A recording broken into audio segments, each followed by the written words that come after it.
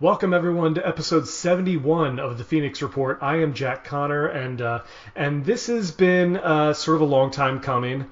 I've been wanting to get this guy on. You've seen over the last couple episodes that I've done over the last few months that I've had the new members of Vertebreaker on, and this guy, one by one, just I tried to space them out a little bit so that we're not like all in the same block of episodes together, but in a group of new guys, I guess he's technically the new guy because he was the last one to join us. But this guy ended up joining our band officially, like I want to say in February of this year. We had played like one show before, like kind of deciding and to bring him in, and it was one of those things. Like I had met him a few months before he ended up joining the band, and we hit it off right away.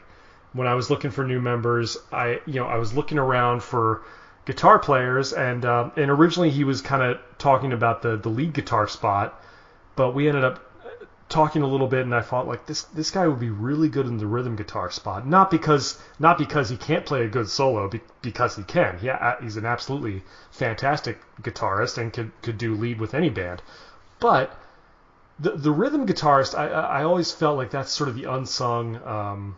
That's sort of the unsung hero of most bands, especially if you're in a band where you have two guitar players. A lot of times you'll have the guy who's the lead guitar position, quote unquote.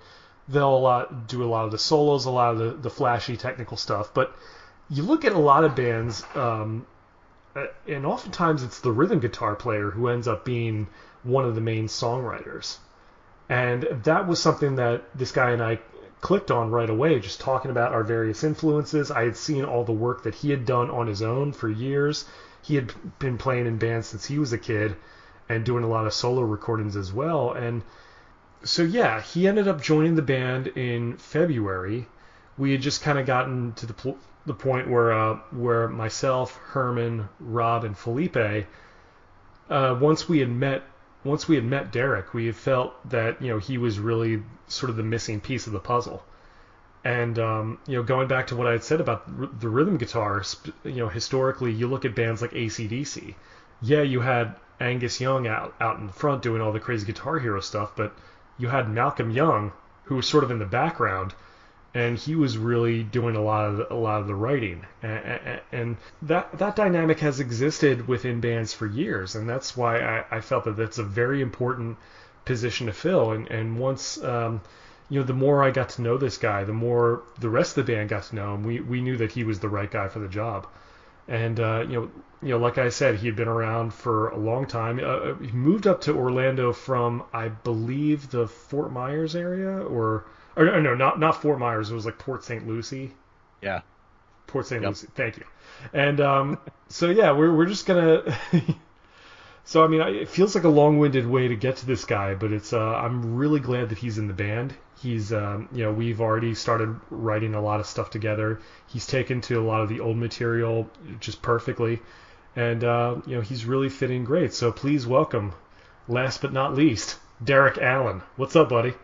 Hey, dudes and dudettes, what is up? Yeah. Glad to be here. Thanks for getting me on the show. It's been waiting. I was like, man, he's gonna leave me last because it's gonna come my turn. And it's like, Derek, you're out of the band. Sorry. No. We're just getting started, man. We really are, and that's what we had been telling everybody. It's just it's funny. The first show you played with us was the most recent show we did was back in March, right before COVID hit. So it's like, I know it's got to be frustrating for you as well as it is for everyone else, where it's like, man, we were just getting started to get back out there, and then all of a sudden this hits. It was frustrating, but it was also exhilarating at the same time because we were only together as a full band for what, 2 weeks?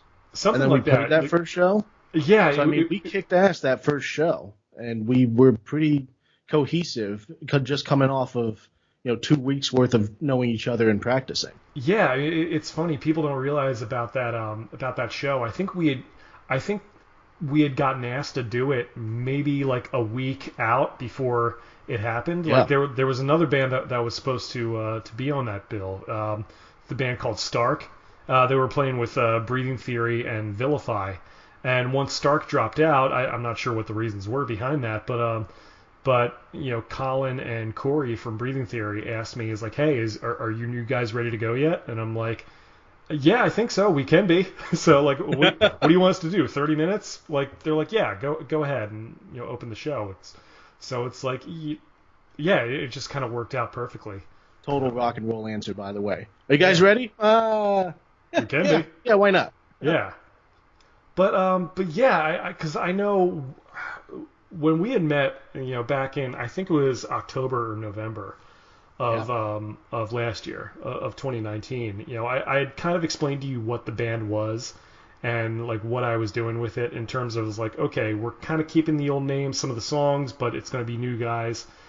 Was it bizarre for you to walk into a situation like that? Because I know it was bizarre for me to try and attempt to put a new, 4 new guys into this spot, into this band I've had for years, where the other guys leave, and because I could have easily said like, you know what, let's start over new, let's call it something new, but this is the way we did it. Was that sort of bizarre for you to step into that?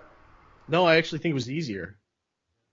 Because out of all the bands I've ever been in, I think the easiest ones to get acclimated to are the ones that have already kind of have been out there and been doing their thing. Like with me personally, I'm the kind of guy that will come in, and from a job perspective even, you bring me into work, and however that company works, I'll learn how you work and just let me go, and I'll do what you want me to do. And bands is kind of the same thing. If you're already acclimated, you already have your image, you already have an expectation of what you're trying to do and where you want to go, I will mold myself to that, and it's easier for me to pick up and kind of get on the train with you guys and figure out what you're doing. I mean, starting your own band from scratch and trying to come up with stuff, it's time consuming, and you guys already had the groundwork laid down. So for me, I just jump in, do what I got to do, and that's it. So it was actually easier for me, I think.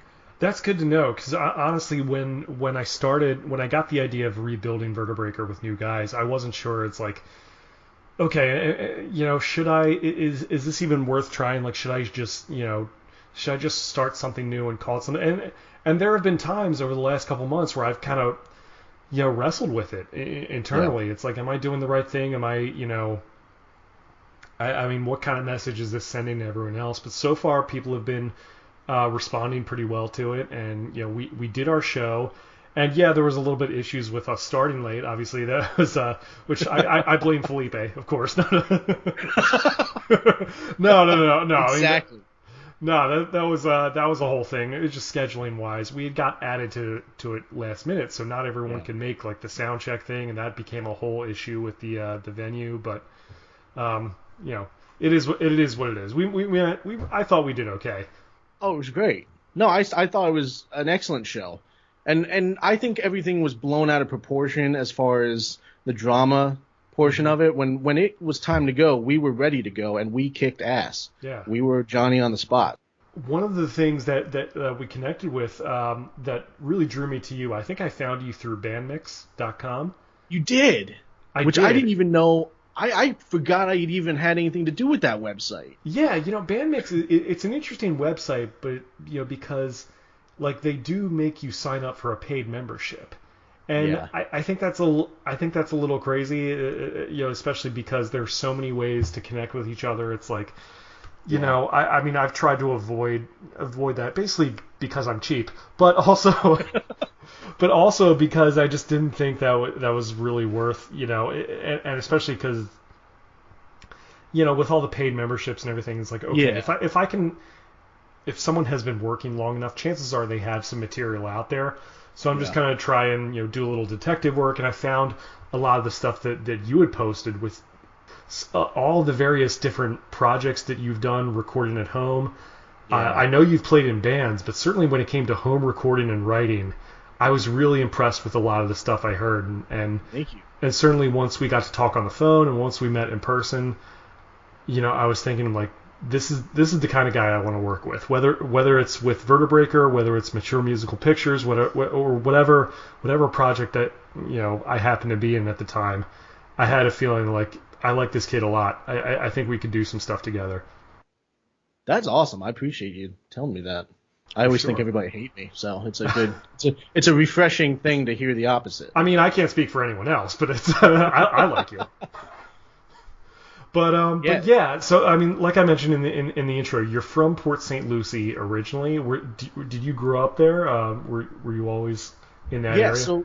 so my family are all from up north. My father's from New York in the mountains, the Catskills, and my mother's from Pennsville, New Jersey, in Salem County. So they're all from up north. I'm the one out of the entire family that was born in the South, and that just happened to be my own misfortune, which was Port St. Lucie. Don't ever go there. And I've been to Port St. Lucie. I think it's all right. you didn't have to live there for all that Good point. time. But Hey, this is no disrespect to the fine folks in Port St. Lucie who are I listening. don't care. They know it too. All the kids in the 772 scene and all the music scene, they know what I'm talking about. Yeah, man, Anyway, K-Fave, we might play out there one day. oh my God. Yeah. So I grew up there and moved around from town to town growing up because I was born in Jensen Beach and we were living there while I was still in infancy for a while, and then we moved to Port St. Lucie, which is right next to Fort Pierce, and my grandparents lived in Fort Pierce, so I got to move around the city. I mean, it's a really small place anyway. It's not hard to go from one place to the other, but I spent pretty much from the time I was like 1 or 2 until about the time I got ready to move out for college, and then I moved to Orlando and went to Full Sail. And since then, I ended up moving to like Lake County and then back to Orlando. And now I'm in Orlando, and I'm partially staying in Titusville. So I'm a world traveler, basically. Is what it comes down to. Yeah, pretty much. I've seen all there is to see, Jack. So at least in Florida. I've lived a good life. You have. You're a gentleman and a scholar. But yeah, like, and so I know you've lived all around, and I know this is kind of the first Orlando-based band that you've been in. Yes. I knew a lot of your stuff mainly from your home recordings, but you had played in bands before over the years, correct? I did. Yeah, I had the funny thing is I had my first band when I was in middle school. I had just started going to middle school and made new friends, and among those new friends I met a young gentleman named Frank, who was a drummer, and I met another gentleman named Dominic, and they were huge music kids and wanted to get a band together and do something.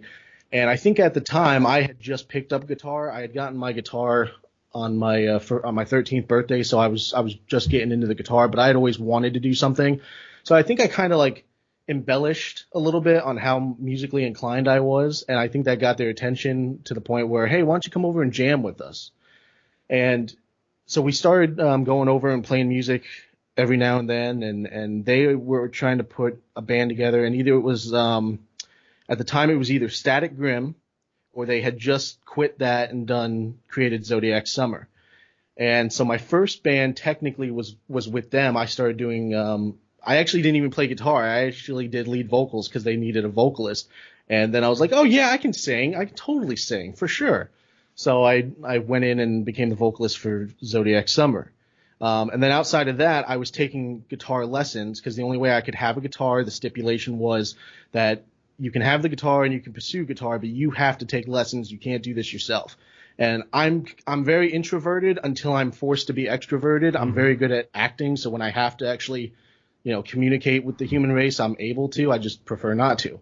But I took lessons. I took lessons with a really cool dude. His name's Jason Reimer, and he is still out there in Stewart at the Guitar Workshop, I believe. And that's where I took my lessons. And the dude was awesome, really helped put guitar in perspective for me because he taught me from like how music theory is taught like on a piano. Mm-hmm. And he basically took that and turned it into a guitar and said, this is how they view it and teach it. This is how you're going to learn it. And he really put things in – he taught music from a guitarist standpoint, which really helped me. Now, what he ended up doing was he had a lot of students – and he wanted to kind of do like a summer rock band program thing. And I think he ended up putting together 10 rock bands out of the students he had. And the whole point of the program was to get the kids out there and experience band life and actually be a band. They manage themselves. He just gets the gigs for us. But we, commit to coming in and practicing, and we, basically meet new people and join bands and learn how to play music. Out of that program, I think there was only 2 or 3 bands that survived. Mine was one of them, and then there were a couple of other bands. I think one was like an indie rock kind of thing, and then there was like a punk band. I believe my friend Ryan West was actually the punk band that survived that. They ended up doing some stuff too. But then my band ended up going as far as to playing actual festivals and shows. So between Zodiac Summer and that band, which was the Young Ones, named after the hit English television show with Drop Dead Fred. Yeah. At the time I was huge into that, so I named us the Young Ones. We started playing festivals, and I was getting band life etiquette from that band while also getting like DIY band life etiquette with Zodiac Summer. So I had no guidance in Zodiac Summer, and then I had guidance in the Young Ones, and it was a different lifestyle for both of them. They taught me a lot, but they really weren't. They're not what Zodiac or what Vertebreaker is. So it's a whole different experience being with you guys as well. But yeah, I've played in a lot of musical acts and done a lot of things, but you guys are pretty much by far like the first professionally like set band that I've been in. Well, that's cool, but I mean, it sounds like you were doing some cool stuff with the Young Ones. Like you guys are doing festivals. Yeah, we played with awesome. the Mosca Project, and we played with New Animal, and then we played with a bunch of other. We would always do coffee shops on like Friday nights or Saturday nights whenever we could get the gigs. We would do like a Friday night at Starbucks, and then there might be like a little cafe kind of place that would have us on like a Saturday night, and then we would just play those shows. Sometimes we would do like open mic acoustic shows or something. So I mean, Jason pulled through, and he always had a show for us, at least 1 or 2 shows a month, at the very least. And we always met up every Saturday to practice. I mean, that's pretty cool that you had like someone, basically representing you at the point. Yeah. Like I mean, we don't have that now, obviously, but that's No. But that's a cool thing, and it's set up like this like band boot camp almost, like it's kind of wild how you had someone looking out for you like that. When you look back at it, it's definitely an opportunity because you don't really have a lot of. I mean, just look at the kids who are starting bands; they don't really have that connection. I was just lucky enough that Jason had gotten into business with a couple other teachers and wanted to bring their students together and kind of do something special, and it just happened to work out that my band was able to really carry on after that whole idea had kind of subsided, but we were still. We were still able to go out and play shows, so we didn't. I'm trying to remember. The Young Ones, is that the one you sang for, or did you play guitar for the Young Ones? Sorry, so the Young Ones, I actually played guitar and sang. Okay. So I was tasked with rhythm guitar and lead vocals. Still, that's awesome. Yeah, and the cool thing with the Young Ones is our first drummer, Frankie Giampetro, who's a fantastic artist, he's doing a lot of really good things where he's at now. He was only, God, I don't want to offend him, but I think he was like 11 or 10. Oh, yeah? And he was in the band, but he was the drummer. And he was a kick-ass drummer for 10 years old. You know what I mean? I mean, he was doing some insane stuff. And then we went through a number of lead guitarists. We had this one guitarist, Christian, who didn't last too long because he had an ego. He was really, really good. Yeah. But he was too young to have the ego that he had. Yeah, he was good and he knew it. Exactly. I mean, he would stop practices like, listen, you're not playing it. You're not playing it the right way. You should play it this way. It's a lot easier, or it's a lot better. And that kind of annoyed everybody because it's like, listen, man, we're all coming into this. Why don't you just let us get into it how we get into it? Yeah. So, and we didn't really have a bassist at the time. Jason actually filled in a lot on bass until we had brought in, I think, my best friend Connor came in and did bass for us for a while, or we got what's the other kid's name? I can't remember the other kid's name, but we had a couple of bassists that actually committed to us, but they didn't stay around for too long. Otherwise, Jason would jump in on shows, or we would play acoustic shows, and I guess you don't really need bass for acoustic. I guess that was Not how always. we thought of it. Yeah. So it would have been nicer to have the bass, but we didn't always have that luxury. Yeah. So yeah, we did a lot of cool things with that. And then with Zodiac Summer, it was just kind of like, back in Port St. Lucie, I don't know if it's still there. I know it's tried to come back a couple of times, but we used to have this one venue called Exodus, the Exodus Lounge. And that's where all the kids used to go and play. Like I don't want to say if you played Exodus, you were the hot shot, but like I think a lot of bands that played there thought they were hot shots. Right. Like that was Ozfest. Nice. Essentially. But we played there with a lot of cool bands like East of Eden.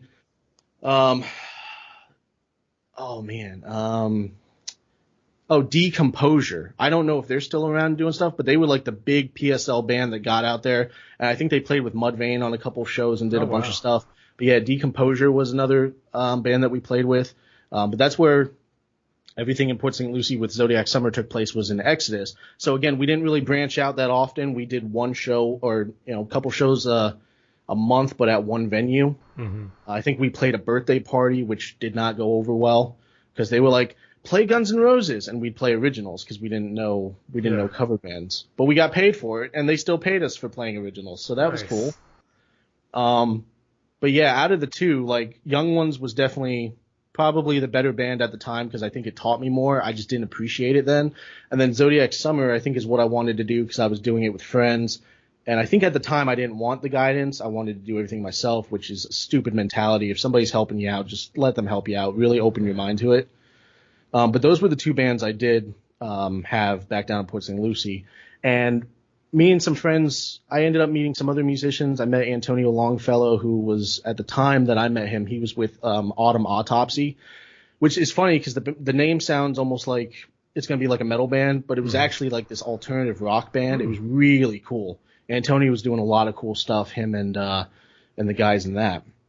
But we had actually gotten together, and we would jam out in Frank's house a lot because he was the drummer. All the stuff was there. So we'd leave our music stuff, our instruments and stuff there, and we'd just come over to Frank's house, jam out.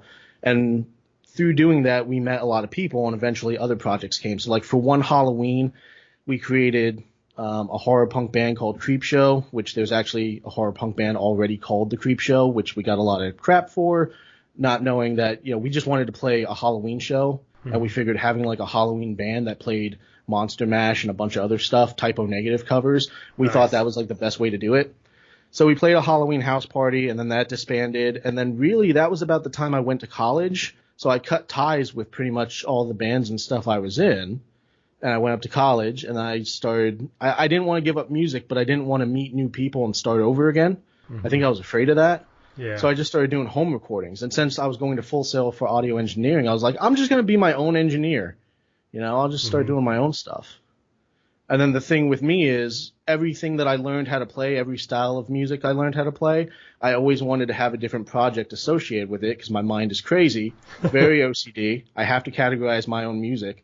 So like if I was playing horror punk, I created Horror Creep so I could distribute that music under that name. Right. If I was playing like classic AC/DC style rock tunes, I created the moniker the Longlake Rockstar, and I started putting music out under that.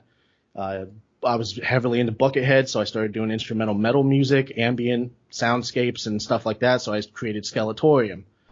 And that's when the home recording started. Yeah. So the Skeletorium stuff in particular, I think was one of the things that I found of yours that really just knocked me out right away. I was like, yeah, this is awesome. And I think, and I was going to get into this, like, because we talked early on, and we ended up just being fans of a lot of the same bands. Yeah. And you also had all this other, these other things that you were a fan of, like Buckethead, like Devin Townsend.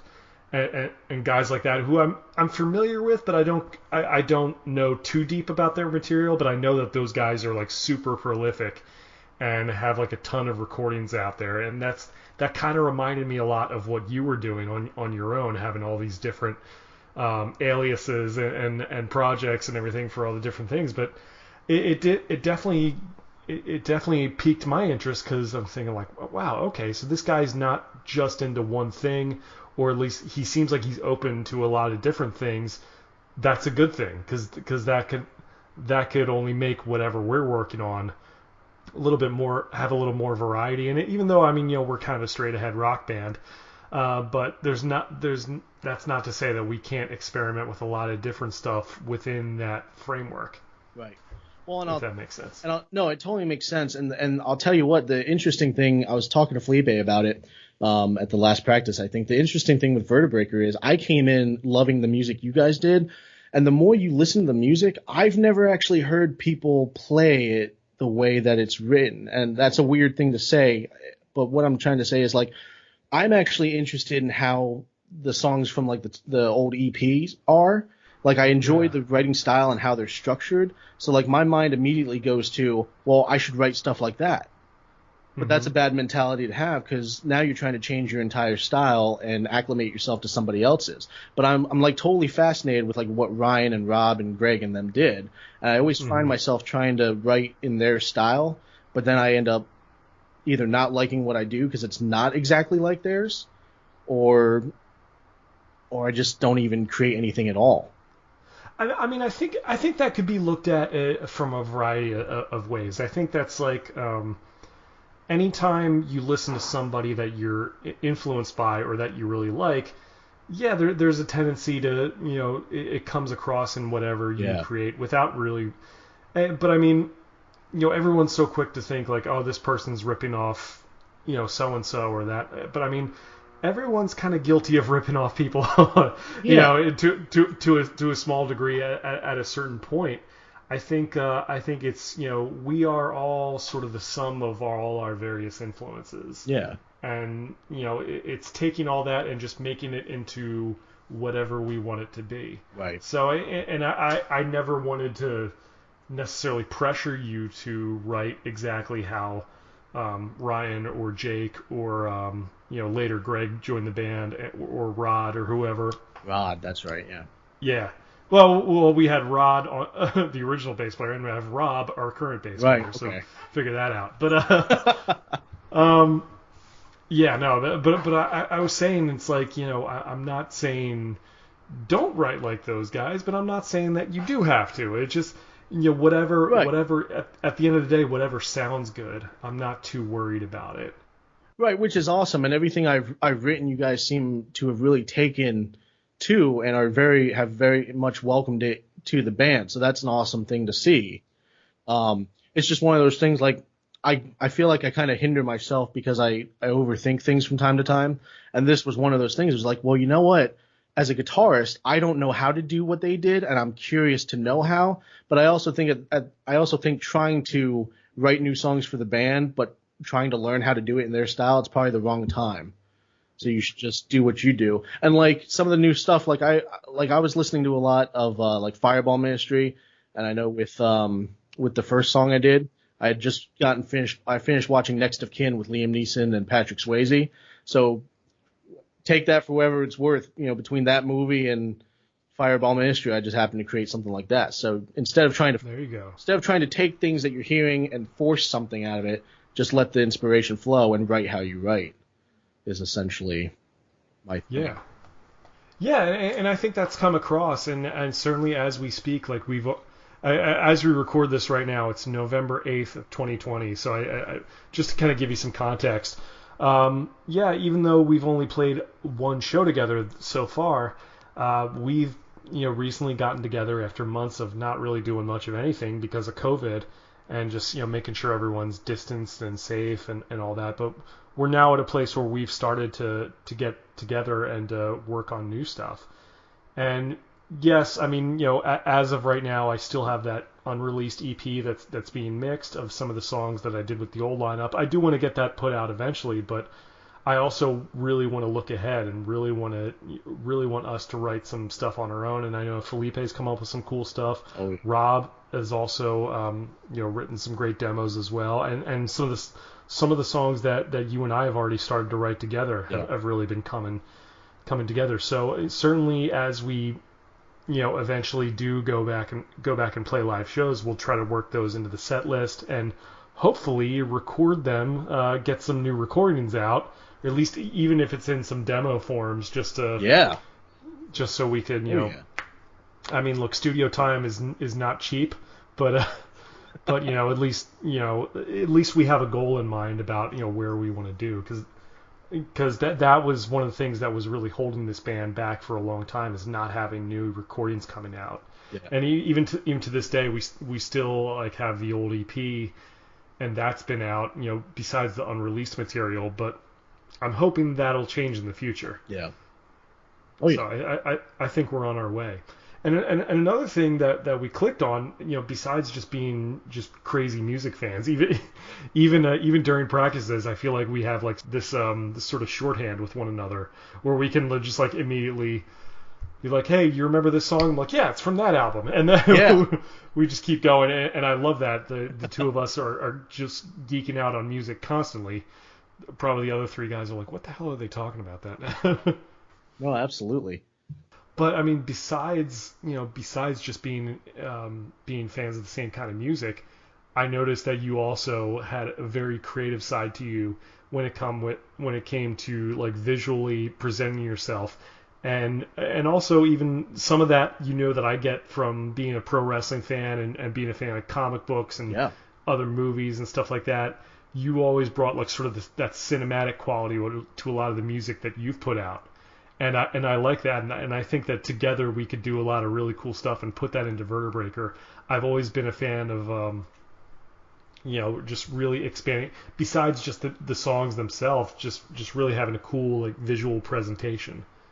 Yeah, yeah, and I think definitely when you said that, it brought back the first time I had shared vibrato, and I was gonna get into vibrato. Yeah, so I was gonna bring that up because you shared with me this one picture that you took. You were a lot younger at the time, but like you had developed sort of this character. Yep. And you showed me this picture of you wearing all these like really cool looking clothes, and then this like white. At first, I thought it was makeup, but it was sort of like a white like a theatrical mask. Yeah. And it was definitely like Buckethead inspired, but like you had this idea for this character called Vibrato, who was sort of like this wizard and used like sound to create stuff. It was very like comic book like, and that's always something that I had tried to experiment with as well. I mean, anyone who's seen me has seen some of the crazy shit that I used to wear on stage, and some of the other guys in the band were like, I don't know about that, maybe. But like we had talked about doing stuff like that, and like I could see integrating characters like that into like a comic book or something like that, and maybe just applying that to the band. Not to get ahead of ourselves too much. I know I'm kind of rambling a little bit. Some of the listeners are like, get to the point already, Jack. But I think the fact that you and I are equally as inspired by comics and movies and even pro wrestling necessarily. I know your father was a wrestler for years. Yeah. Dirty Dennis Allen. Yep. Oh yeah. Shout out to Dirty Dennis. But like that was one of the things that we had clicked on, and that like all these different influences I think made me realize like at the time where it's like I think this guy would be a good piece of the puzzle. I think we need to bring him in, and so I'm glad that we did that. Me too, because at the time I've even told you this at practice. At the time I wasn't really like, at the time you had called me, I was doing well in life. I was working a job, I was paying my bills, I was living, but I wasn't actually alive. I mean, I had been out of music for about 3 years, and it like killed me. Because like right now, I'm constantly picking up the guitar. I'm faster than I ever was playing the guitar. I mean, when you have to keep up with a powerhouse like Felipe, you got to do better than what you do. I mean, the man's robotic, for God's sakes. He's not of this earth. He's really not. He's he is something else. Man. It's ridiculous. So, and then when you gotta make sure that you're louder than Rob, who's a powerhouse on the bass. I mean, the man could crumble buildings with a single sound. He's vibrato basically. No, but but I've actually had to like look at the people I'm playing with, and I've been able to actually take that and go, you know what, you got to be better than you were, and I've been able to use that to condition myself to actually be more creative and actually bring myself back to life as a musician. Because even the home recordings, like I was afraid to meet new people and start bands, and there were offers. I met people, and hey, do you want to join the band? No, man, I got something else going on. And that's not the right. I'll tell you what, I'll even tell you a secret. Not even a secret. Well, it's a secret, whatever. The audition, I'll give you a full heads up on the audition. You came and messaged me about doing the audition, and at first I was like, this is a joke. Or is it? I don't know. But maybe I should at least reply to the guy and be courteous. So I replied, and we talked for a bit, and then you offered me the audition. And I was like, I don't know if I can. Maybe I'll just make something up. I'm busy. I can't do it. And I was just running through my head all the reasons why I couldn't, because I'd been out of it for so long that I'd gotten comfortable with just not even doing it. So if I wasn't doing it, I wouldn't have cared. And then I actually saw, I talked with my dad a little bit. My dad said, listen, you need to figure out, you were really crazy about music at one point in your life. You need to figure out if you're actually doing it, or if you're not doing it, you need to figure it out for yourself.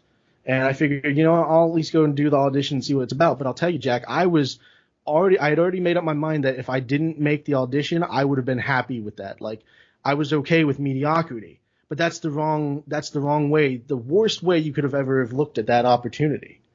And I was lucky enough that the opportunity came around again, and I was able to take it. And I'll tell you this. I'll tell them the same thing I told you at the practice. I am so grateful to be in the band because it's brought me back to life. I That's enjoy awesome, being man. this way. I enjoy being able to think of this. I'm doing things that I used to do that used to make me really happy, and I just want to do them. I don't even like want to do work anymore. Like that's Right. I mean, you can't do that, but Well, yeah. it's good to be back, basically, and I'm better than I was. Yeah, I know exactly what you mean. Certainly, COVID really made me think about a lot of those things in my life as well. But getting back to your audition, yeah, you came in and you played great.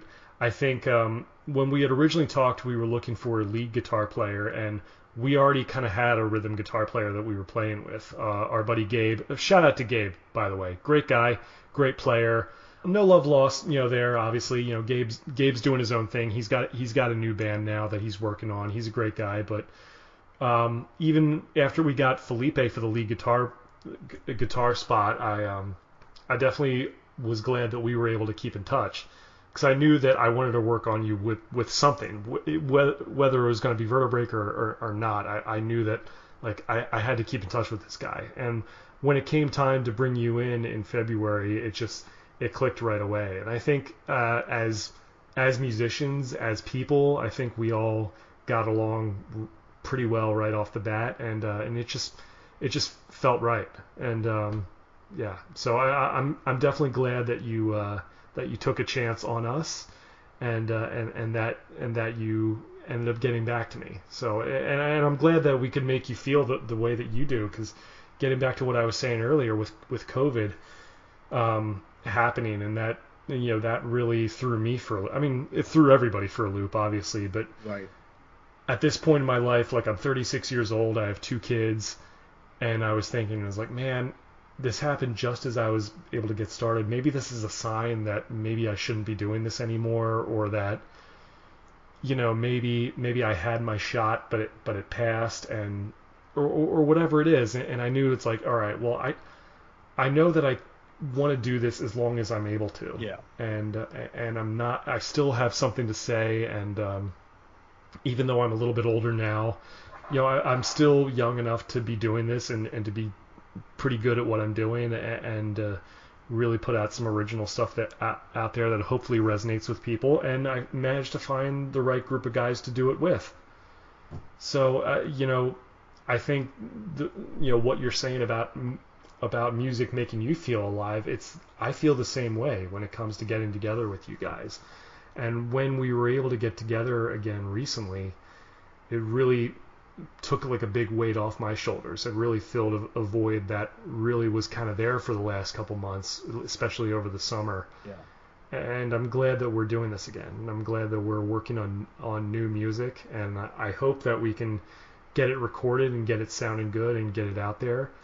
And I'm glad that, at least knock on wood, this December of 2020, we have a couple of shows booked. Yes. Yep. Long time coming. Yeah, and look, we don't know what's going to happen between now until then. As far as we've heard that there might be a spike in some of the cases here in Florida. So certainly my wife is watching it very closely, just because she's like, I don't know about you going to some of these bars, just because of our kids and people in our family. And I know you're helping out with your grandmother as well. Yeah.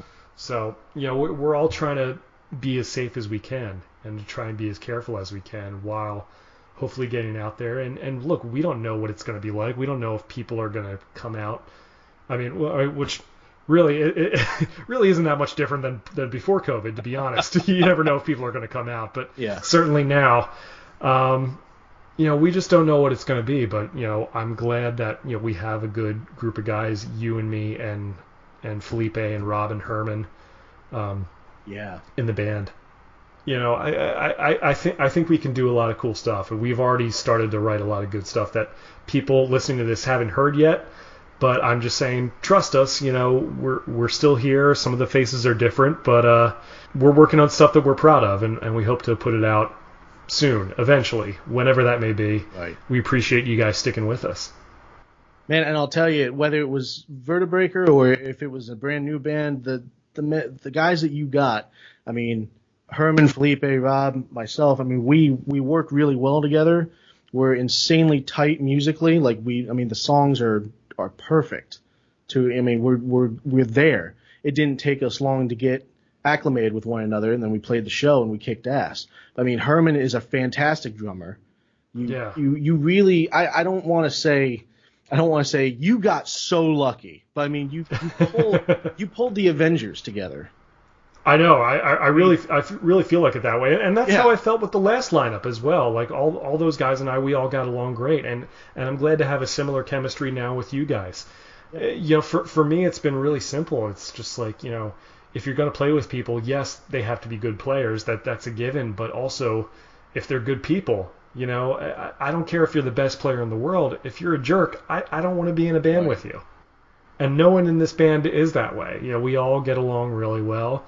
All our personalities kind of gel pretty well with each other. Yeah, we have. Everyone gets along great, and I think the more we put ourselves out there, I think people are going to really understand what's going on. Yeah. Absolutely. So yeah, man. As far as some of your other music that I know you still have a lot of recordings out there, where can people find some of your stuff? Man, you can. I always pretended like I was already an established artist. I was always the kind of person that wanted to present myself as an official artist. So I am everywhere. I was on Pure Volume, which I don't think exists anymore. I'm on Reverb Nation. I'm on YouTube. I have about 10 YouTube accounts. As I said before, everything I've ever created musically that I needed a project for, that's on there. If you want to listen to my horror punk stuff, the instrumental metal rock stuff, you can all find it on YouTube. And Facebook, I have a page for every one of them. I don't know if they're all active yet because some of them I got tired of just managing if I wasn't doing stuff for them. But basically Facebook and Instagram and YouTube. I'll tell you what, if you look up Longlake Rockstar, Derek Allen, and you just go off of that, I share things to that. It's almost like a central hub for everything. So if you're interested in listening to more of my stuff, then that's where you should go. There you go. What is Longlake Rockstar? What does that mean? I'll tell you. So when I was 16, I went to a summer camp. I had a horrid history with going to summer camps. I hated it because, again, I didn't want to associate myself with people. But I went to Long Lake Camp for the Arts, which is in Long Lake, New York. And it's right up there in the mountains. And it's a beautiful little mountain place. And It's got everything from tennis, archery. Is that up in the Catskills? It's close to there. It's over by Edinburgh it's over by Edinburgh, New York. And it was a little camp for basically all of the arts, music, video design, filmmaking, cool. Sports even. And they've expanded so much more now. Now they've got like 5 different alterations of the camp. They've got like Long Lake Camp for outdoor survivalist people. They've got a bunch of stuff.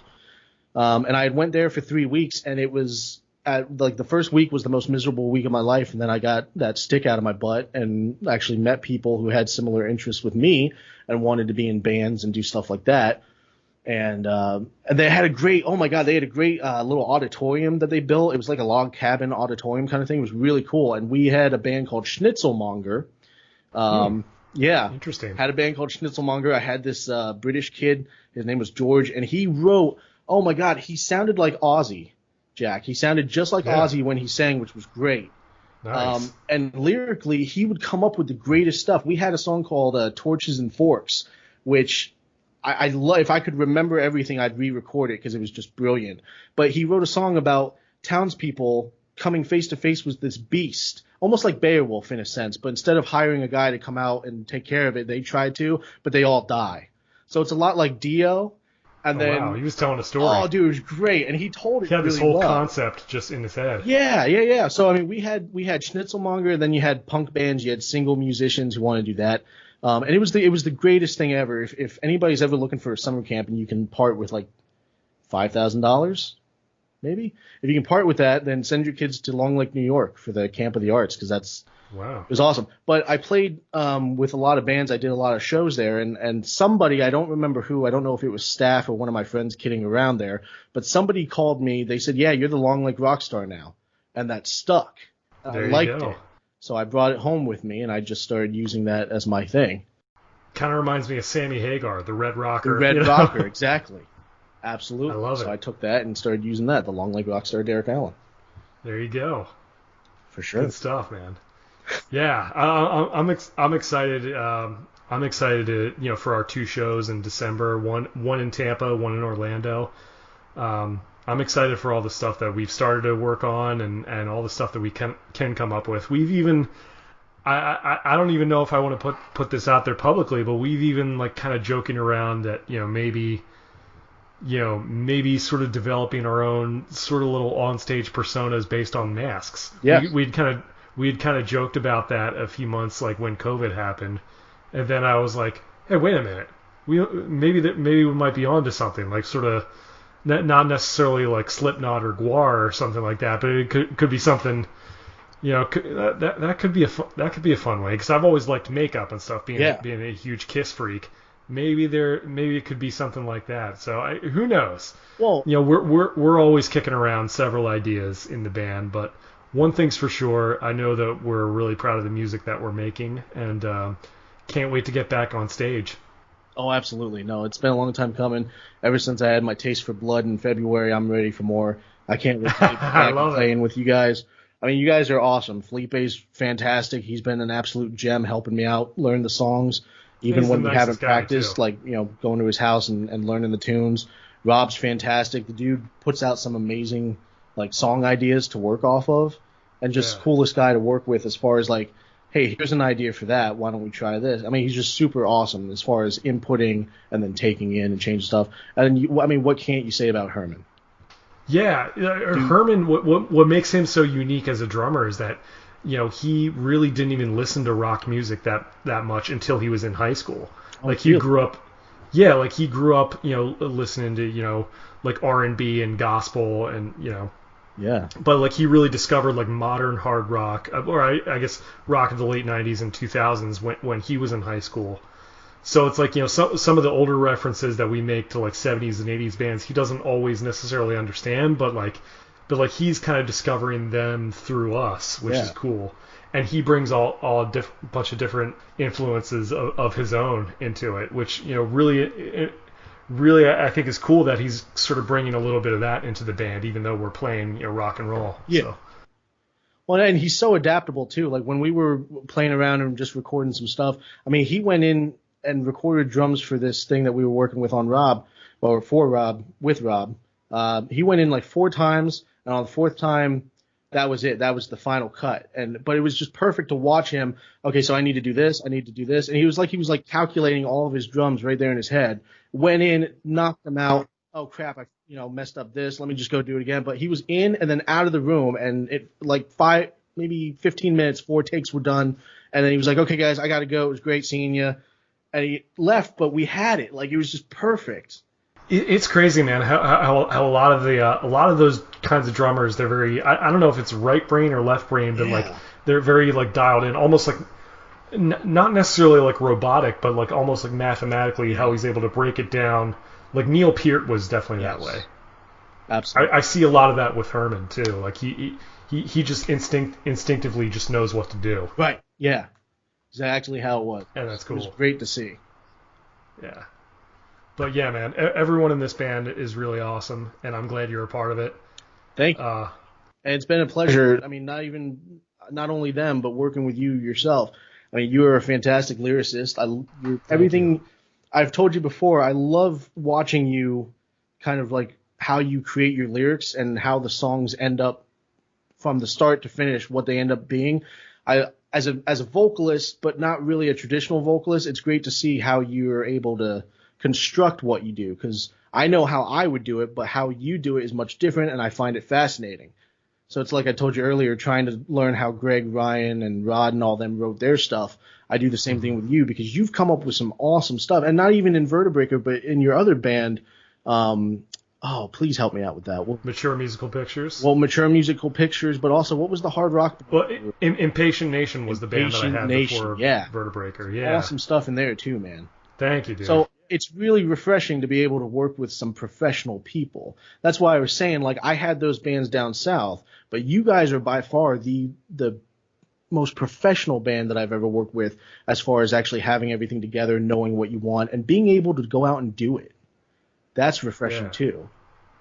Well, thanks, dude. Yeah, it's definitely been a journey, the last couple of years with the band, and now that you're in it, I'm glad that it's a part of it. I also like the fact that you sing too, because I like to sing. Because I'm a big fan of like bands with multiple voices in them. Yes.